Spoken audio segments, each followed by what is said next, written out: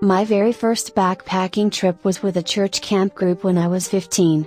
I read the brochure for the summer camps, and I was less interested in the arts and crafts and swimming routine and more interested in this week-long trip to Colorado, with promises of 360-degree views along the Continental Divide.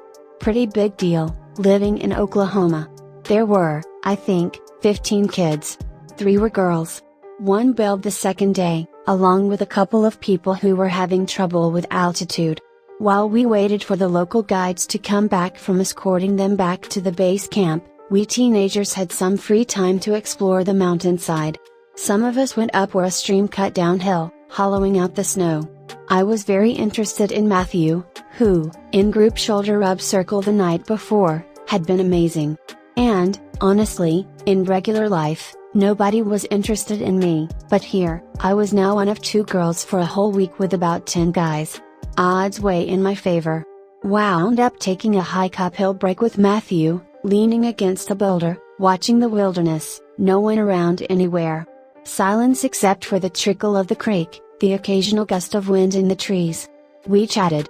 We were silent. We were amazed by the quiet, peace, and beauty of the mountains. And he kissed me.